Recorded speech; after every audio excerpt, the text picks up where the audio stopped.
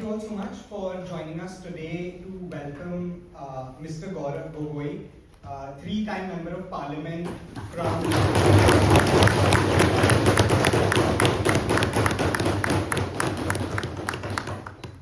It's very rare for a Member of Parliament to be invited to campus, and I can't remember the last time that we had a session like this here before. So we're all very, very honored that you gave us the time to come here and talk to us. Mr. Gaurav Gogoi is as I mentioned, three-time Member of Parliament. It hasn't been easy. This time particularly, despite lots of efforts to discredit his campaign, he managed to emerge victorious.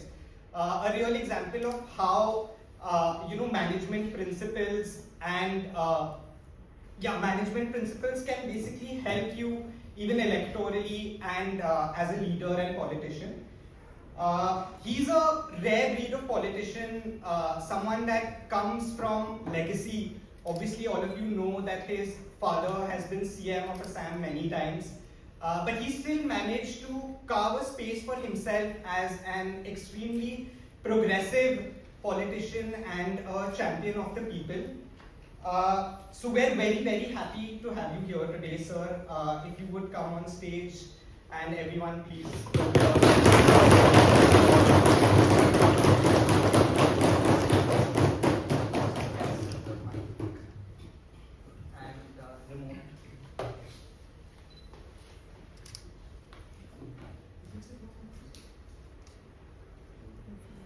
Thank you. Thank you very much. The mic is very useful because I've been shouting a bit too much in Parliament. I've lost my voice. So yesterday I could barely speak. So I'm very grateful that my voice is cooperating with me, and I look forward to engaging with all of you. And it's a privilege for me too, as a member of the Indian political fraternity, to be coming to one of India's premier management institutes. And I really think you should invite more people from the Indian political fraternity, because there's just so much to learn from each other. There's a lot to learn from our Indian politicians' understanding of the Indian market. You basically would get the trends from us better than an FMCG survey. And for us also to learn from India's premier academic institution as to what are the disruptive trends that are coming, what do Indian policymakers need to understand and prepare for in the coming years, and as well for us to again re-engage with certain principles which are very useful when we tackle complicated issues, when we work with scale in terms of the number of people that we represent, the number of people that our decisions affect. So I think there's a huge amount of cross-learning or mutual learning that can happen. So here is the new Parliament. I believe the designer is common, but somehow I feel much different in this design than how I feel back in Delhi. Actually, my professional life started in Bombay. Although I'm from Assam, born and raised in Delhi, having done my engineering in electronics in Delhi, I really at one point wanted to focus on telecom, mobile, marketing, and wanted to end up in BCG, Boston Consulting. I don't know why. Not KPMG, Ernst & Young, not Deloitte. It was either BCG or Monitor, which I thought was even more nerdier than BCG. So I came to Bombay, took the Mumbai local, enjoyed my vada pav and cutting chai in the morning. Went to Lower Parel Phoenix Mills, and then took the train to Malad, and understood the basic principle of the Indian market, that the crowd just pushes you onto a train, and then you have to prepare yourself, because if you don't position yourself in the train rightly, you'll miss the station when the train arrives. So right positioning at the right time, and early movers advantage is something I learned from the Mumbai's local train. But having worked in the private sector, another life lesson that I learned quickly is to trust your gut. And somehow, very early on, I realized that BCG is not the dream for me. And earning profit is not for me.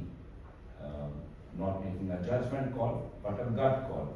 That earning profit for an institution, doing the cutting edge marketing thinking in telecom.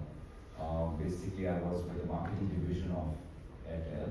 I loved communication related work, the branding related work, the product incentivizing work, how to make customers use more of our product. All of those management and marketing lessons I really enjoyed. But even while attaining some limited amount of success, it was at a party which was there to, celebrate our team's achievement. I just didn't want to stay at the party, I wanted to leave the party.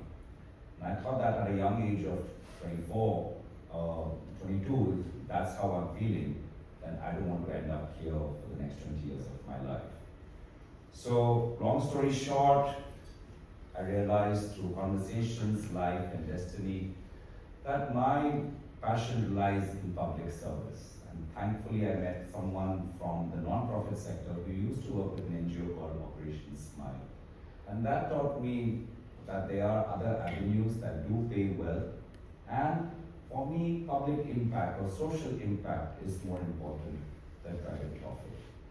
I embarked upon a journey of social impact, firstly in India, worked with different NGOs, and I met someone from Uttarakhand, and I said my favorite memories of working in the Indian social sector is of my travels to Anjani Sen and Gair Sen in Uttarakhand. And is anybody here from Rajasthan?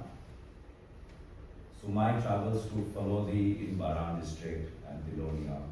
And so therefore to go from the Dal Bati Churma of Rajasthan to the Aloo Paratha of the hills, I loved what it opened up. I saw India in all its beauty and all its challenges, and I understood that if I do want to learn management, it's not business management, I want to learn non-profit management. And I went to New York, did my degree in non-profit management, understood how to make bureaucracies more effective. And for me, that still remains the challenge today. I think if you talk to any Indian businessman who comes here, and they always say that the bureaucracy needs to be more effective. You have the right slogans in the ease of doing business, but the regulatory space is just not encouraging. It's the amount of loops that you need to run, the amount of doors that you need to knock, the amount of unpredictability. So for me, that's the challenge. That's the big elephant in the room, right? You can't get a bigger elephant than the Indian bureaucracy. I believe there's a course of elephants and cheetahs, which is very popular. The biggest elephant is the Indian bureaucracy. And you have to kind of shape the elephant down, give it, make it walk faster. Maybe a rhino can, run much quicker than an elephant. But that's how you do that. And I was in New York, and we used to do these case studies of bureaucracies in Australia, Brazil, and I really enjoyed that. I came back to Assam, and lo and behold, what did I learn? The next big lessons of India is that, it's the politicians who run the bureaucracy. And it a lot depends on political leadership. A political leadership can make bureaucracy more agile. A political leadership can make an elephant run like a cheetah, or a political leadership can make the elephant the biggest stumbling block. So the next big, listening to your gut happens, and I join politics. I go to Kaliabor, where Kaziranga Park is. Then after 2 successful terms in Kaliabor in 14 and 19, I come to Jorhat, where some of you may have spent your time there.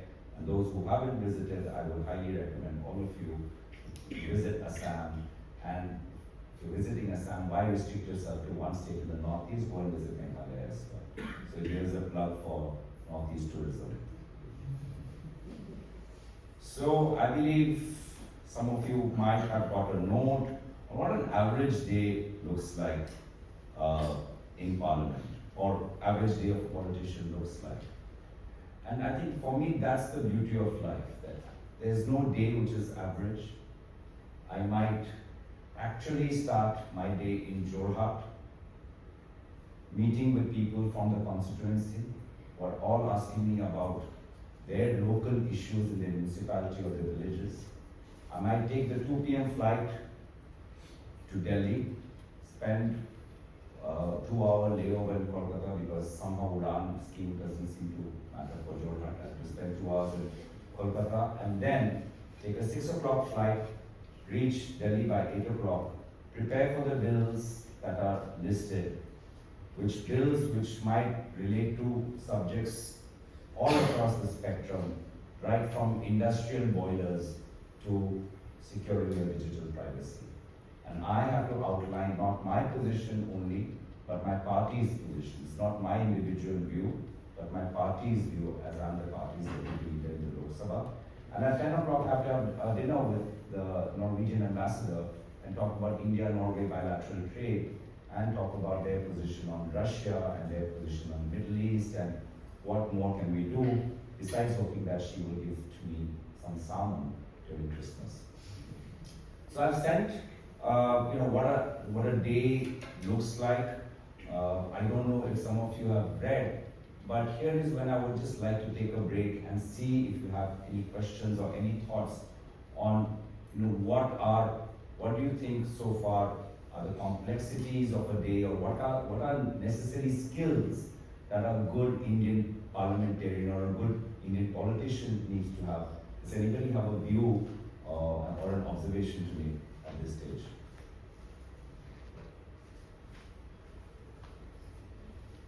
I believe from the case it appears that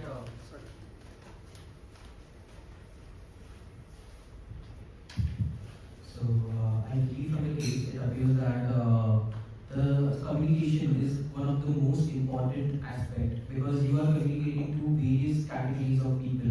In parliament, you require a different set of skills when you are on the podium and being heard by other members of parliament. But when you are on one-to-one level, for example, with the Norwegian ambassador, that requires a completely different set of skills. When you are in a meeting delegating different roles, that requires another set of skills. So communication and how to communicate with different stakeholders is one of the most important aspects of being a parliamentarian. And if I were to ask you, out of the various things that I outlined, which is the most important thing? I would definitely go with communication, like when you Out of the different subjects, out of the different activities, the different issues, the different people that are meeting, right. Which one was the most important meeting? I feel when you are putting up the opinions in the parliament, specifically regarding opposing bills which are of national importance, that I felt has a real significance out of all the activities I've highlighted. Anybody has a different view? I believe the constitution. Sorry. I believe that I have been able to take out 3 different roles that was in place, that parliamentary in place.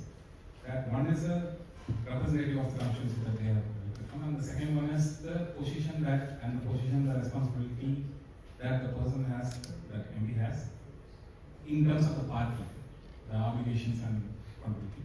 And the third one is the person's own specific interest and agendas, such as the gender equality initiative, meetings, which might cater to the other 2 responsibilities, but however, it is more of a personal, my principal kind of thing than an official role kind of thing. So out of this 3, I still feel that the responsibility to the constituency matters more than the remaining 2. Anybody with a different view? I have a question. Sure.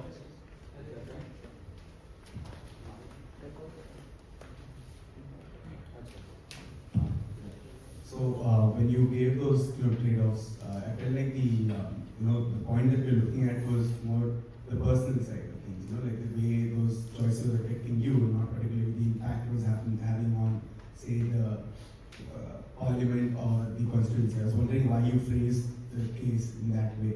It was felt more centered towards the particular MP, not particularly the impact that was. So why the case is framed like that? Because that's the reality of the Indian politician. He's supposed to represent diverse interests, diverse communities, has to have a position on diverse issues, and in the end prioritize. But to go back to my question, if you are to ask me, it's the voter that matters most, right? It's the constituency that matters most, and not to say and to put it bluntly in pure management principles, that's the market, right? My market is not the voter, is not the parliament. My market is not those who are watching the debate. My market is my voter. I am competing always for my voters' attention. I'm always looking out what is my, if I were to put myself as a product, what is my brand perception in the voters' mind. And the Indian voter or the Indian market, like the Indian market, is very sophisticated. They have a different expectations if you are an MP with the ruling party. And they have a different expectation if you are an MP with the opposition party. They know what you can deliver. I might be an MP from the opposition party, but the voter is still coming to me with the hope that something gets resolved. And the most important attribute, and here is where I feel is a big difference between Indian politics and Indian bureaucracy. And it's a lesson that applies to Indian business as well. It's how you treat the voter. It's have you built a relationship with that voter?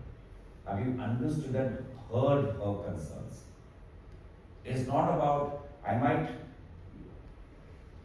resolve 10 people's issues. I might be an MP from the ruling party, and I resolve 10 issues. You know, हाँ, क्या काम है? ये लो. तुम्हारा क्या काम है? वो कर लो. तुम्हारा क्या काम है? वो कर लो. तुम्हारा इसको फोन कर लो. आप जाओ. मेरा फ्लाइट है. And the opposite way is like, मैं कोशिश करता हूँ. क्या आपकी समस्या है? मैं क्या कर सकता हूँ? मैं गारंटी नहीं करता, पर मैं कोशिश जरूर करूँगा। और आप कैसे हुआ ये हादसा आपसे? क्या मुश्किलें पड़ी? सरकार की भी तो ये क्या इसमें आपको कोई सहायता मिलेगी? I might have not resolved the issue, but the relationship that I've built, that is what's going to impact most. Because in the end, whether you talk from a pure management point of view, voters' point of view, markets' point of view, but what is most essential that in a democracy, every Indian citizen or voter needs to be treated with respect. You take no one for granted. You take no one for granted. But the second thing is that one person can't do everything well. Now, all those important bills that one needs to place their party's position on, one person can't, go through those bills, and therefore hiring the best people really matter. That you have to have a good team. I don't see a big agency, a big firm, but you have to have some really smart people, and smart people that you can trust that, that they will do a good job, because that's saving you time. Because I'm always competing with time. Because most amount of time is going in commuting. I have to go there, I have to go there, I have to take a flight, catch a train. Every third city, every third night, an Indian politician is somewhere else.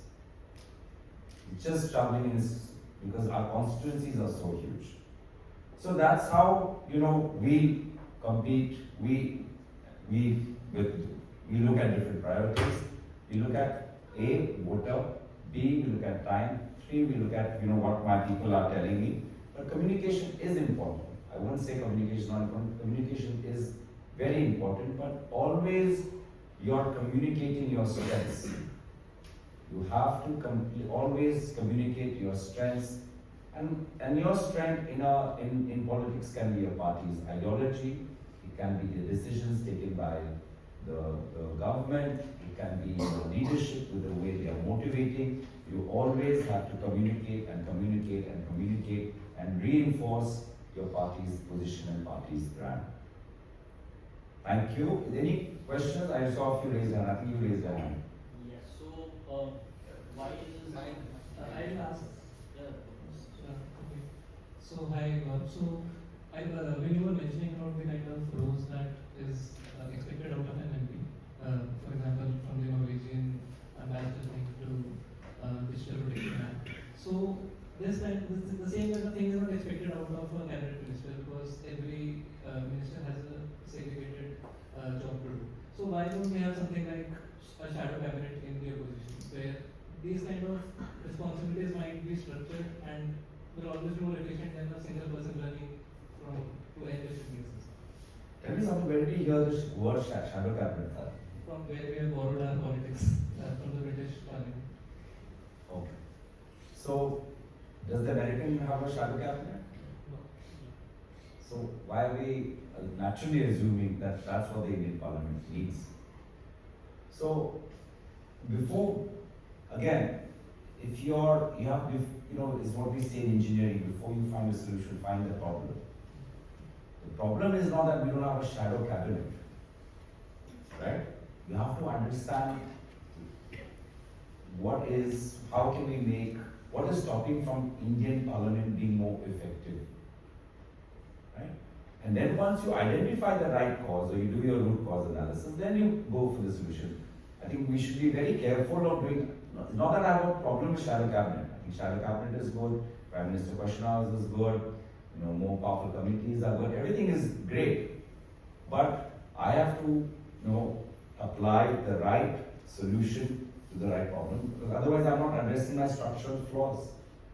So I'm just going to, stop. I don't want to go down this rabbit hole of what ails the Indian Parliament, but I'm just saying that if shadow cabinet was the magic solution, every country would have a shadow cabinet. And every country has its own set of issues, and we have to identify what are our priorities in terms of making the Indian Parliament more accountable. Right. So, yeah. Is this better? Perfect. So, firstly, it's an honor speaking with the sitting MP. The question that I had when you mentioned that the voters are the most important, and while it sounds flowery and it sounds incredible to ask voters as well, fact of the matter is that the way that the Indian political system works is that without a party, the pool that you have is very limited, even as individuals. Your work, while might be great, the party is what brings a lot of voters in. So how do you then decide where to deprioritize voters and work towards party goals? And what is that trade-off like for you on a personal level, and how do you see other politicians do that, and what do you think is the most effective way? If I were to think of what my party's goal is to win the next election. And elections happens in various phases, in various cycles, because we might just have I just had a Lok Sabha election in 2024, but my state goes to election in 2026, a year and a half from now. I just finished a by-election in 2024 last month. So my party's goal is always to change my party's perception amongst the public. And I can do that through electoral performances and also through the conduct of my party's representatives' work. And I'm an elected representative, right? So I have my own individual goal that whether it's my vote share, market perception, reputation, whether I need to understand how I need to evolve, that will only come if I continuously I'm on the road and I'm speaking to them. So I don't find that much of a divergence between party goals and individual goals. I think individual goals are sometimes different. Individual goals, like many, some of you might be here motivated by the prospect of being famous, or by the prospect of being wealthy, or by the prospect of creating something revolutionary. So individual goals might vary in politics. Some are in politics for creating that social impact, doing something revolutionary, disruptive. Some are there to gain fame. some are there to gain wealth, some are there to gain a reputation. So I think that's where the divergence are. But by and large, I think personal goals and party goals are aligned. There's party philosophy, but that's different.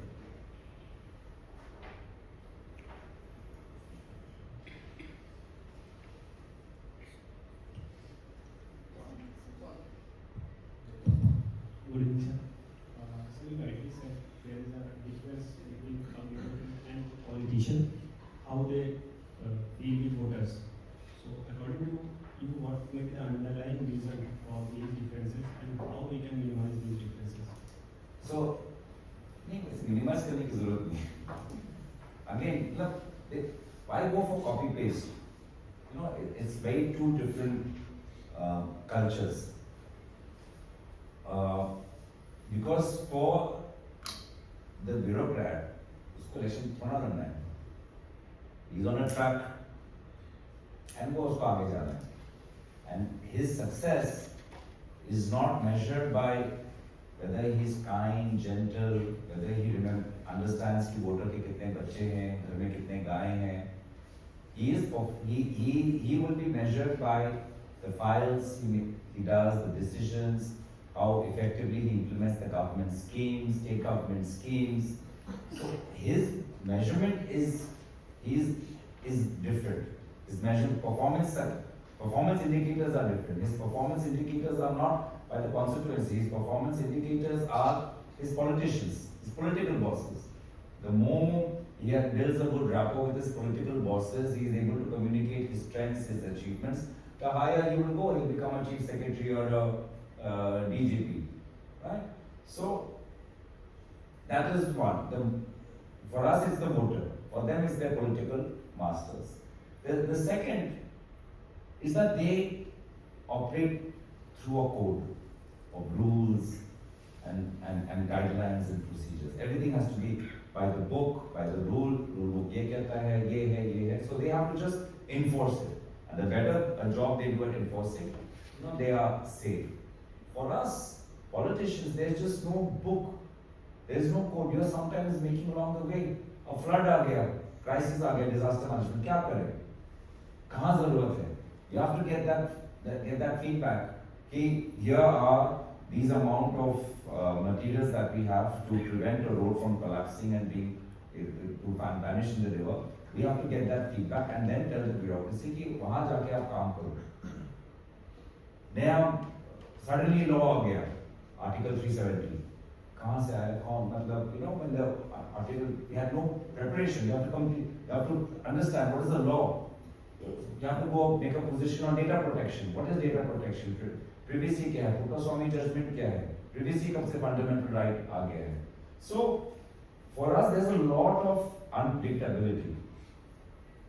And typically what they say in politics, a risk-taking culture is rewarded.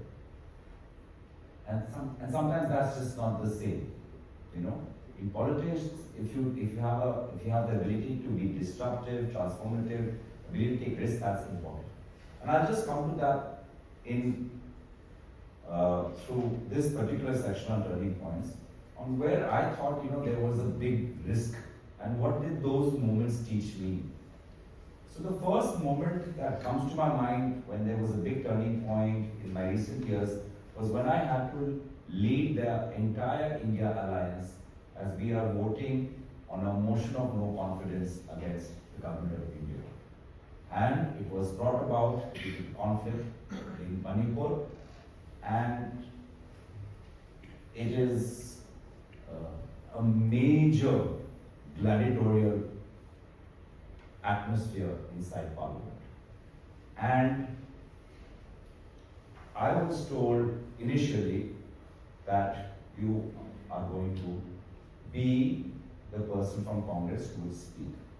So I said, that's fine, I'm from Northeast, I've been to Manipur, I've understood the situation, I'll be able to place the issues. Lo and behold, come the day, 15 minutes before, I'm told that, listen, you're not only the speaker, you're the first speaker.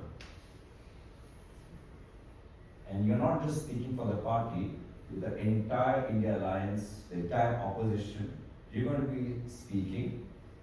And here I enter Parliament and I see the entire Parliament full. The entire government is there and my entire leadership is sitting.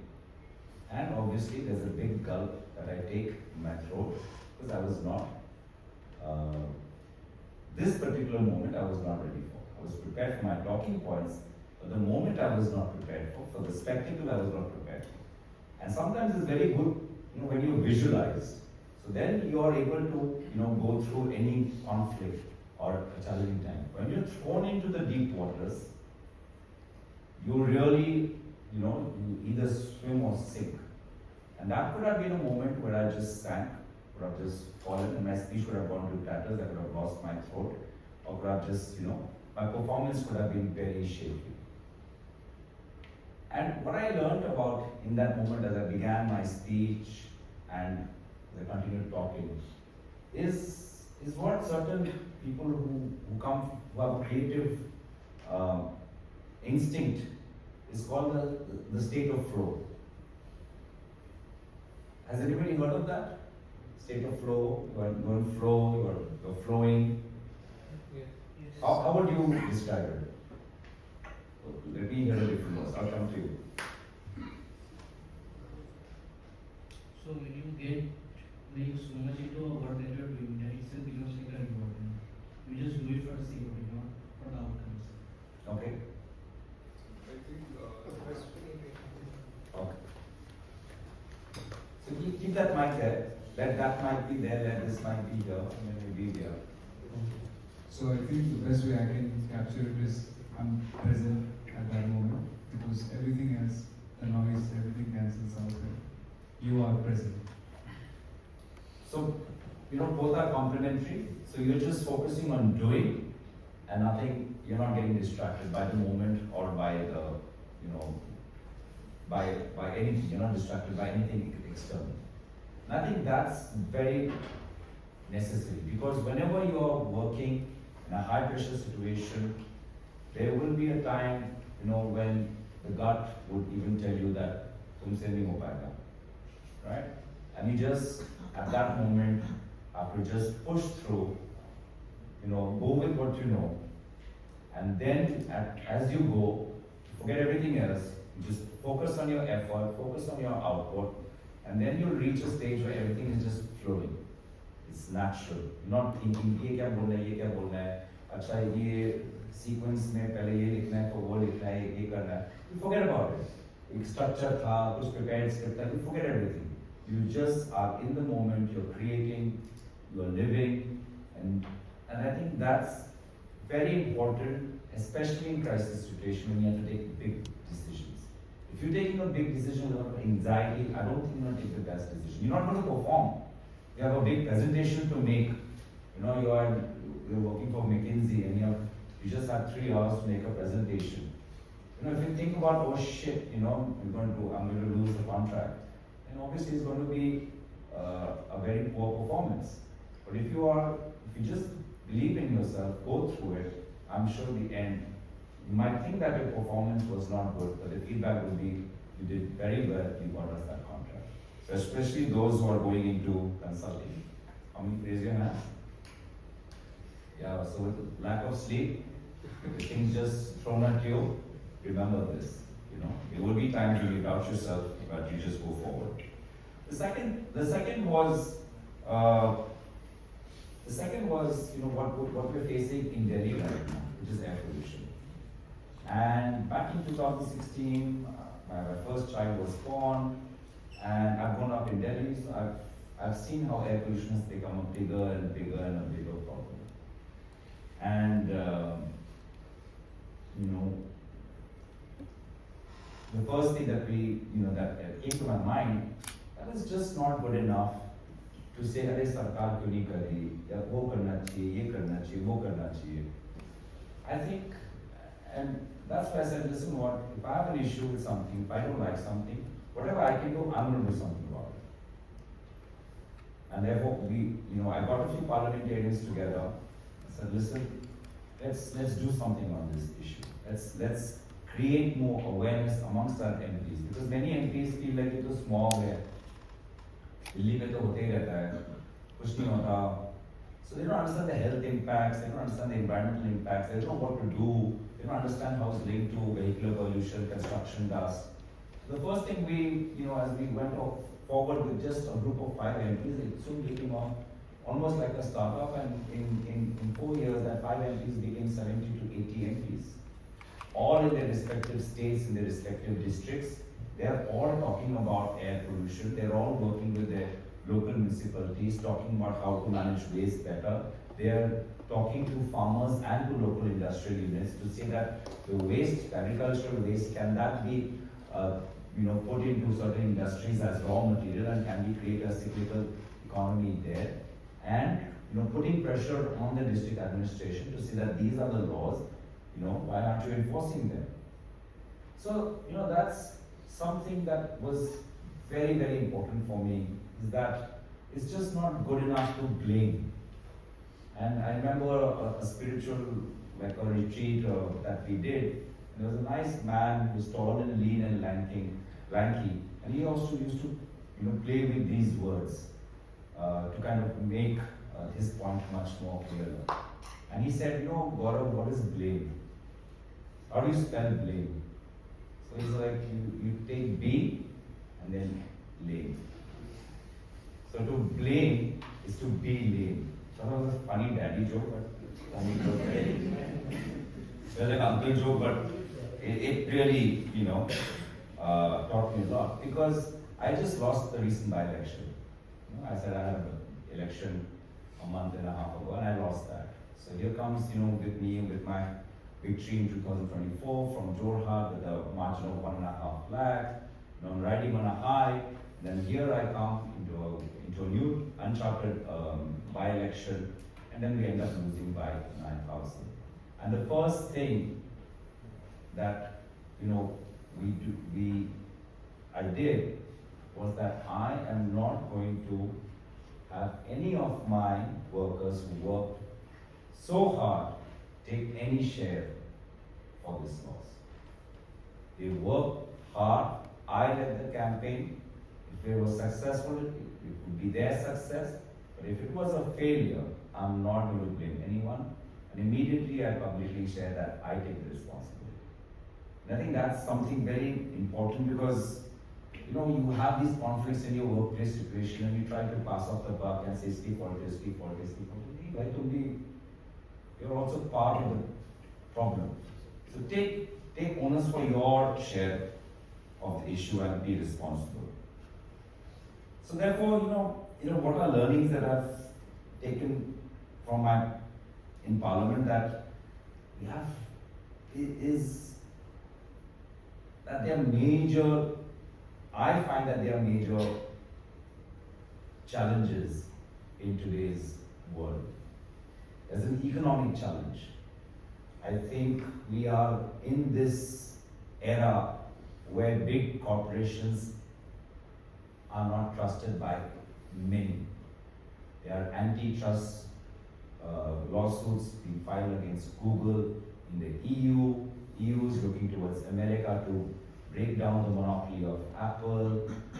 We, everywhere in the world, we have absolutely no idea how to deal with AI. In a world dominated by Meta, what does the Constitution mean? The Constitution of India, the preamble says justice, liberty, and fraternity. So does that mean anybody can abuse someone on Meta? That's liberty. What is justice? If someone's face has been morphed, how do we ensure justice? What kind of police accountability, what kind of police or law enforcement measures are we able to build? And we have absolutely no idea what to do about this. We have these issues with digital arrest, all of these new challenges which are coming. There's always the climate challenge that's coming more and more. You have these disasters that are coming, so more of your infrastructure that you build up that's getting washed away in landslides or floods or earthquakes or torrential rain. And then you have these social risks as well. And there are communities who feel that they have not been heard, who feel that they have not been represented, who feel that they are not getting their respect, their dignity, and they are voicing their complaints. And the more their complaints, more their anxieties are bottled up, the more there's a tendency to explode. So if you see what's happening outside with farmers are protesting, people from Ladakh are coming, people from Manipur are also trying to come and speak. There's a lot of social anxiety. You look at the Middle East, there's just one conflict after one conflict after one conflict. So we are not living through a stable world. There is economic disruptions, geopolitical disruptions, ecological disruptions, and technological disruptions. And in all of this, we have to remember that how to preserve our humanity. We just don't self-implode with all of this. So I don't want to take too much of your time here, just some thoughts. For me, what is the impact? There's always the professional impact in terms of how much interventions are made in Parliament, which is close to 4,334 interventions through various parliamentary procedures, how many debates I've taken part in, which is around 437, how much of my MP lab money have I spent on rural infrastructure, which is around 8 crores, how much have I spent on education infrastructure, which is around 1.5 crores. But for me, most impact that I really have, that I really feel is important in today's era, that when many people are questioning capitalism, we should not question democracy. We should not feel that democracy as a model or parliamentary democracy as a model is just not working. It's not, this notion that sometimes we have that, the best way for India to move forward is to keep the politicians aside, keep the parliament aside, let the corporations come in, and we'll solve it, let the private sector come in, we'll solve it. What are these political parties? All they do is keep bickering. This, gradual, this gradual disbelief or lack of faith in the Indian parliamentary and democratic principles, I think, that through my work, I'm still able to show that, there are some of us who want to make the Indian democracy work for the Indian future, work for the Indian economy, work for India's youth. And I think that's the impact, that I'm able to retain people's faith in politics and democracy. That's the impact I try to work for. Basically, these are some of the numbers that I talked about. 42,000 is essentially, 42 lakhs is essentially the combined population of my two Lok Sabha constituencies. On an average, an Indian Lok Sabha constituency represents around 22 lakh voters. And those voters are farmers, urban people, very rich people, middle class people. It's the entire, you can do all the socioeconomic classification with your marketing student. And then you have to figure out what is your share. I think that's, very, very important. And is there anything else? Looking ahead, I've talked about that what are the risks that involve in terms of the political, economical, ecological, technological.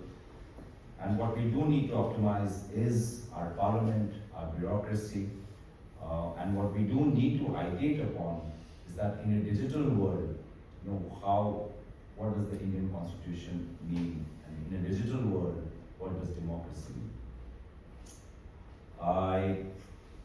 I'm actually optimistic, although I do all these risks. I talk about risk because I talk about risk because it helps me to look at my worst case scenario. I always look at my worst case, and then if I can find a solution, then I'm optimistic. So only when I can't find a solution, then I get.